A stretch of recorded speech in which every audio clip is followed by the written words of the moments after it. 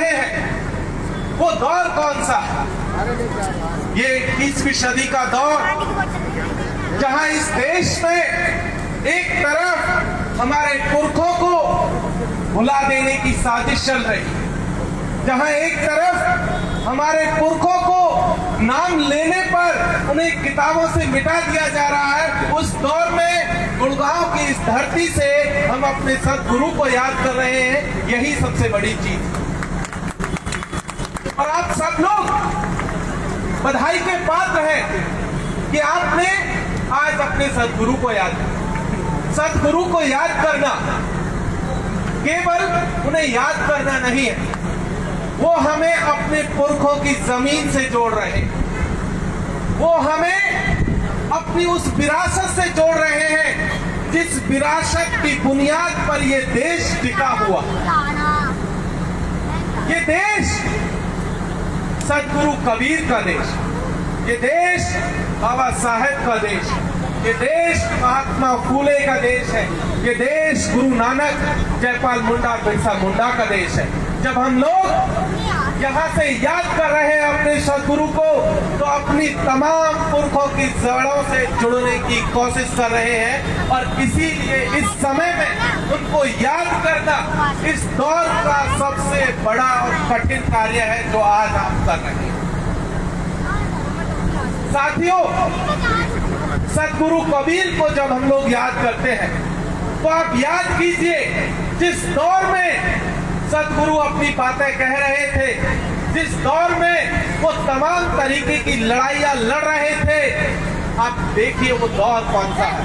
14वीं सदी का दौर, 15वीं सदी का दौर, जिस दौर में जाति, धर्म, पाखंड, आडंबर अपने चरम पर थे, उस दौर में सदगुरु कबीर साहब एक बगावत का झंडा बुलंद किए हुए इस देश में, इस पूरी की पूरी मानव सभ्यता के बीच में एक एकता बनाने की कोशिश करते हैं, एक भाईचारा कायम करने की कोशिश करते हैं, एक इंसानियत याद दिलाने की कोशिश करते हैं। जहां इंसान को बराबरी का हक नहीं था, उस दौर में उन्हें वो इंसानियत सिखाने की कोशिश करते हैं। वो दौर कबीर का दौर। आप याद कीजिए, कबीर साहब लिखते हैं, मल मल धोए शरीर को, धोए न मल का मैल, मल मल धोए शरीर को, धोए न मन का मैल, नहाए गंगा गोमती और रहे बैल के बैल। ये कबीर साहब कह रहे हैं, वो कह रहे हैं। और वो कहाँ कह रहे हैं? वो बनारस की धरती पर कह रहे हैं। वो लहरतारा जो तालाब है उसके किनारे कह रहे हैं, ये वो जमीन है जहां पाखंड और आडंबरों का पुराना जमावड़ा था। उस जमीन पर खड़े होकर के सदगुरु अपनी बात कह रहे हैं। और वो ये क्यों कह रहे हैं? क्या उन्हें नहीं पता था कि ये कह देने पर उन्हें क्या हो सकता है, उन्हें किस तरीके की क्षति हानि पहुंचाई जा सकती है? लेकिन क्या उन्होंने सच से मुंह फेरा? नहीं। उन्होंने उस दौर के आडंबर और पाखंड के खिलाफ बगावत की। इस समाज को एकजुट करने के लिए, इस मानवता को, इस दौर को, इन लोगों को इंसानियत का पाठ पढ़ाने के लिए बगावत की। क्या आज के इस दौर में हम ये बात कह सकते हैं? आज का जो दौर है वहां अगर आप कुछ कह देते हैं तो जेल भेज दिया जाएगा। हमने देखा, प्रोफेसर रतनलाल को याद कीजिए, क्या हुआ? उन्होंने कुछ कहा था धर्म के ऊपर, उन्हें जेल भेज दिया गया। शायद आज सदगुरु कबीर साहब होते या बाबा साहब होते, महात्मा फूले होते, तो शायद उन्हें जेल भेज दिया जाता, कितना कह देने पर। लेकिन उस दौर में भी उन्होंने अपनी बात को कहा था, और इस दौर में गुड़गांव की धरती से उसी बात को हम लोग यहाँ दोहरा रहे हैं। दूसरी बात, जब हम लोग अपने सदगुरु को याद कर रहे हैं तो उस दौर के पाखंड के खिलाफ वो कह रहे थे कि जिस तरीके से एक मकड़जाल इस समाज के भीतर ब्राह्मणवादियों ने बुन दिया है, मनुवादियों ने जो पाखंड बुन दिए हैं, आडंबर जो बुन दिए हैं, उसके खिलाफ भी उन्होंने बगावत की। और उन्होंने कहा था, जिंदा बाप को कोई न पूछे, मरने के बाद पुजवाए, मुट्ठी भर चावल लेके कौए को पाओ। आपको याद होगा, आपको याद होगा श्राद्ध के मौके पर क्या होता है। जिंदा बाप को कभी खेवट नहीं की, उसकी सेवा तीमारदारी नहीं की, लेकिन पंडित जी आते हैं और आपसे अपने पूर्वजों के नाम पर, श्राद्ध के नाम पर, पितरों के नाम पर लूट करके चले जाते हैं। ये आडंबर 14वीं 15वीं सदी में सदगुरु कबीर साहब इसके खिलाफ बगावत कर रहे हैं। वो ये इतनी छोटी बगावत नहीं है। आप याद कीजिए उस दौर को, जिस दौर में दलित, पिछड़ा, शोषित, वंचित तबके के लोग, जिन्हें इंसान नहीं माना जा रहा था, जिन्हें बराबरी का हक नहीं था, जिनकी छाया से लोग अपवित्र हो जाते थे, जिनके छू लेने मात्र से जब लोग अपवित्र हो जाते थे, उस दौर में खड़े होकर के कबीर साहब ये बात कह रहे हैं। ये बात कोई बहुत छोटी मोटी बात नहीं है। आज आप बात कह करके देखिए, जो लोग हुक्मरान बनकर के बैठे हुए हैं, जो लोग सत्ता में बैठे हुए हैं, आप एक हर्फ को उठा करके देखिए, कुछ लिख करके तो देखिए, आपको जेल भेज दिया जाएगा, आपके घरों पर बुलडोजर चला दिया जाएगा। ये जो बुलडोजर है, ये दरअसल आज की व्यवस्था के खिलाफ जिन्होंने भी आवाज उठाई, चाहे वो कबीर को मानने वाले लोग हो, चाहे वो बाबा साहब को मानने वाले लोग हो, महात्मा फूले के वंशज हो, बिरसा मुंडा, जयपाल सिंह मुंडा के विरासत को मानने वाले लोग हो, अगर वो इस देश के हुक्मरानों के खिलाफ आवाज उठाते हैं, बराबरी की बात करते हैं, इंसानियत की बात करते हैं, तो उनको ऊपर बुलडोजर चला दिया जाएगा। और यही बात इन तमाम खतरों को जानते हुए भी कबीर साहब ये बात कह रहे हैं, और इसलिए कबीर साहब को याद करना बहुत जरूरी है। आज के इस दौर में जब हम लोग यहाँ गुड़गांव की धरती पर बात कर रहे हैं, आप याद कीजिए क्या स्थिति है इस देश में हमारे वंचित, शोषित, पीड़ित लोगों की। क्या स्थिति है। मंदिरों में घुसने जाओ, आपको घुसने नहीं दिया जाए। शादी के मौके पर घोड़ी पर बैठने से इनकार कर दिया जाएगा। अगर आप ऐसी कोई कोशिश करेंगे तो आपको मारा जाएगा, आपको पीटा जाएगा। आप याद कीजिए पाली के जितेंद्र मेघवाल को, उस नौजवान का गुनाह क्या था। यही ना कि शानदार मूछें रखता था, उसे अच्छे कपड़े पसंद थे, उसे अच्छा खाना पसंद था। एक बराबरी का हक जो इस देश का संविधान, इस देश के पुरखे उसे देकर के गए थे, यही तो लाइन को जी रहा था। लेकिन क्या हुआ, जातिवादियों ने, मनुवादियों ने उसे मार दिया।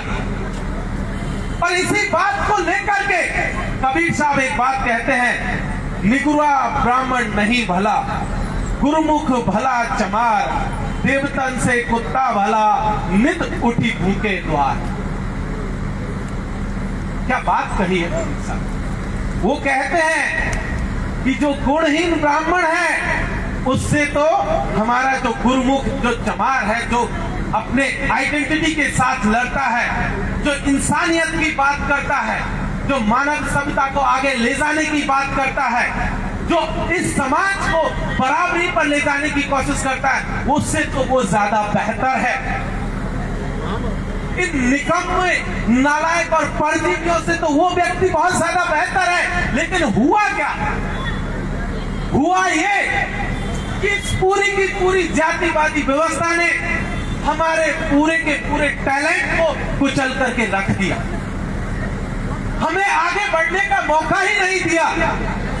ये तो भला हो हमारे पुरखों का, जिन्होंने इस देश के संविधान को रच डाला। सिर्फ एक मौका मिला था, सिर्फ एक, और उस एक मौके में उन्होंने इस देश के मुस्तकबिल को बदल करके रखा।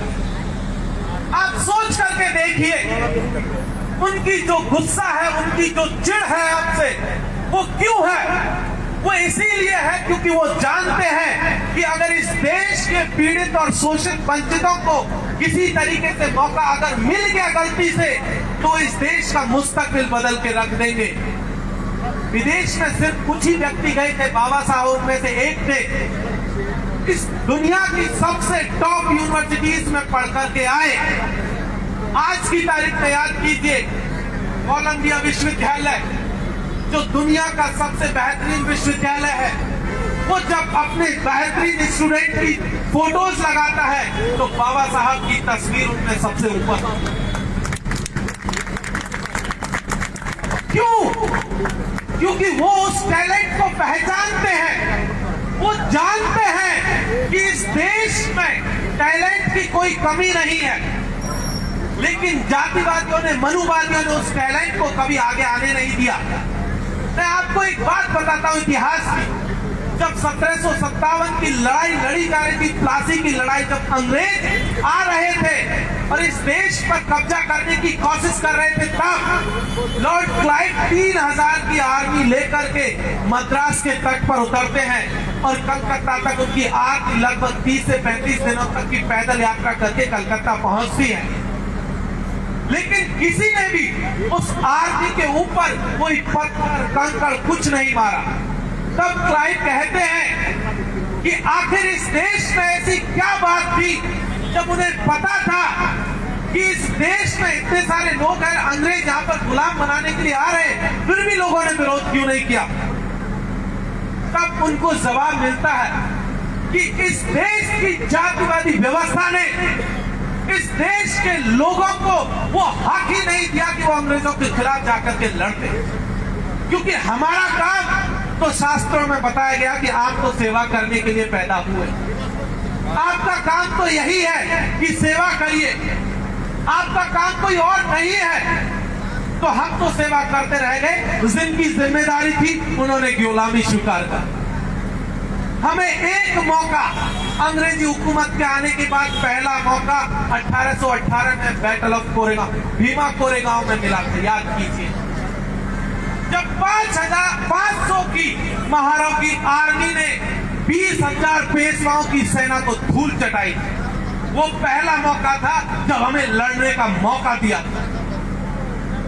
और उसके बूते हमने साबित किया कि अगर हमें पहले मौका मिला होता तो शायद हम इस देश के गुलाम ही नहीं होने देते, लेकिन हमें तो मौका ही नहीं दिया।